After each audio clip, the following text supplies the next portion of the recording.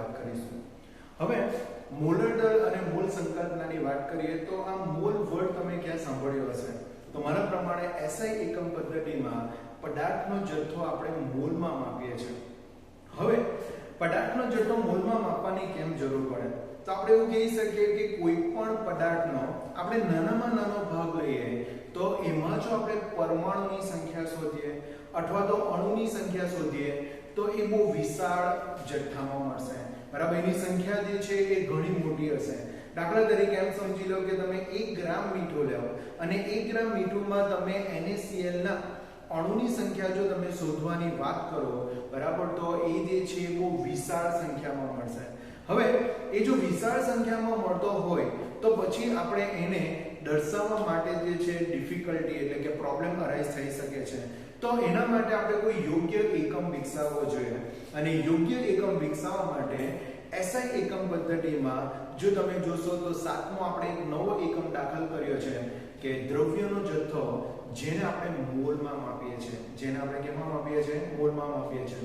હવે exactly mall છે શું? તો મોલની વાત કરીએ તો 12C કાર્બનમાં પણ ઘણા બધા સમસ્થાનિક આવે, 12C 13C 14C, જેમાંથી આપણે ફક્ત 12C લઈએ છીએ।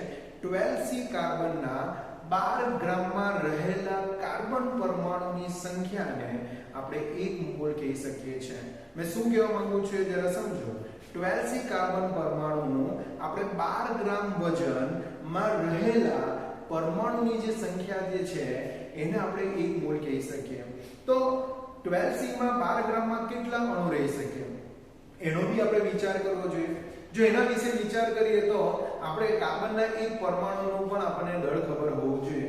મારા પ્રમાણે તમને ખબર હોવું જોઈએ કે કોઈ પણ પરમાણુનું એકલું દળ માપવું હોય તો એના માટે કોનો ઉપયોગ થાય?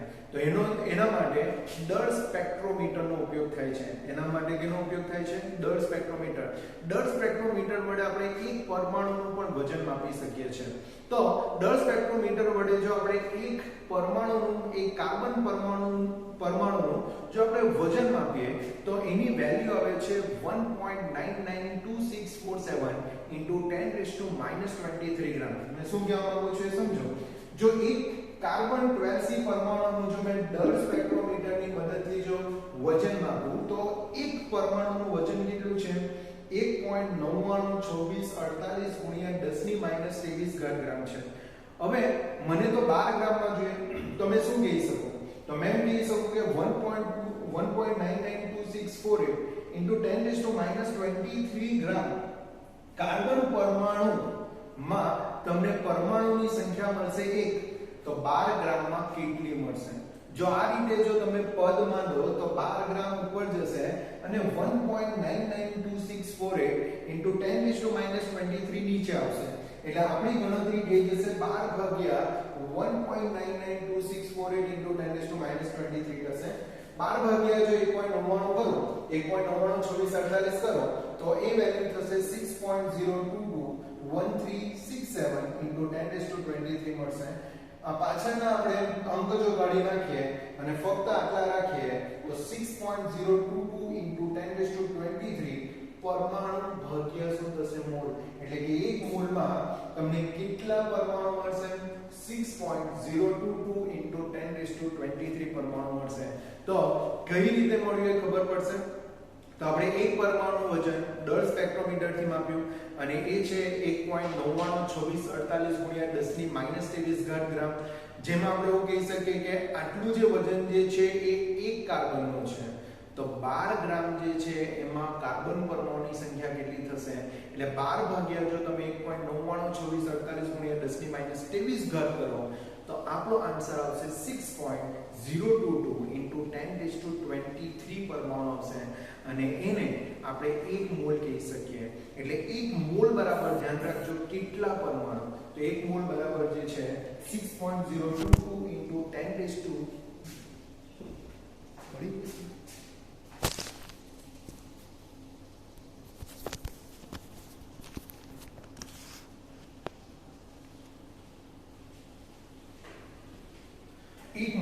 એક મોલમાં કેટલા આવશે? 6.022 × 10⁻23 પરમાણુ આવશે। હવે ધ્યાન રાખજો એક મોલ જે છે આપણે કોઈ પણ લઈ શકીએ. દાખલા તરીકે 1 મોલ અણુ લઈએ તો 1 મોલ અણુ એટલે કે એમાં અણુની સંખ્યા કેટલી, તો આપણે કહી શકીએ 6.022 × 1023. સપોઝ તમને એમ કહી દીધું કે 1 મોલ H2O, બરાબર, સપોઝ તમને એવું કહી દીધું કે 1 મોલ H2O, તો 1 મોલ H2O માં જે છે અણુની સંખ્યા કેટલી હશે, તો આપણે એવું કહી શકીએ 6.022 × 1023 અણુ હશે. મતલબ કે 1 મોલ એટલે સંખ્યા કેટલી, તો 1 મોલ એટલે સંખ્યા 6.022 × 1023 થશે. ઓકે, તમને એવું બી પૂછાય કે આ મોલ જે છે એ કયા કેના પરથી મેળવવામાં આવ્યો, તો આપણે એવું કહી શકીએ કે 12C કાર્બન પરથી મેળવવામાં આવ્યો. ચાલો, તો આના પરથી આપણને મોલ ખબર પડી. હવે આપણે મોલ પરથી શું જોવાનું છે, મોલર દળ.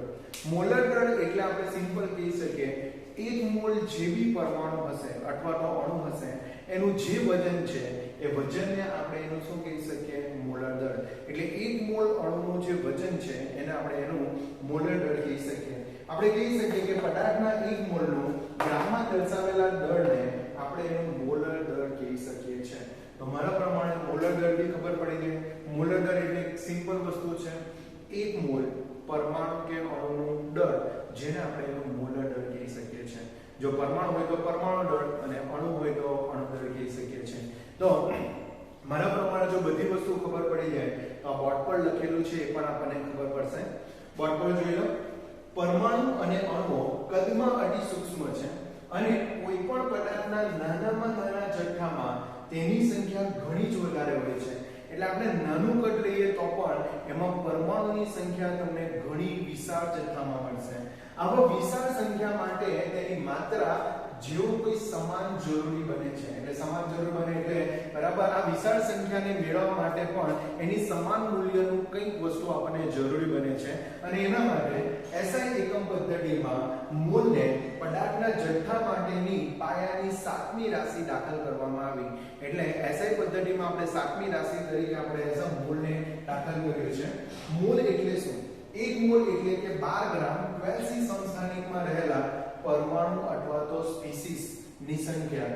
એટલે કે 12 ગ્રામ બરાબર 12C પરમાણુ જે છે 12C પરમાણુ જે છે એ 12 ગ્રામમાં રહેલા જેટલા પણ પરમાણુ હશે એની સંખ્યા હશે. એ સંખ્યા મેળવવા માટે આપણે દળ સ્પેક્ટ્રોમીટરનો ઉપયોગ કર્યો. દળ સ્પેક્ટ્રોમીટરથી કાર્બન 12 ના એક પરમાણુનું દળ 1.992648 × 10 - 23 ઘાત મળ્યો.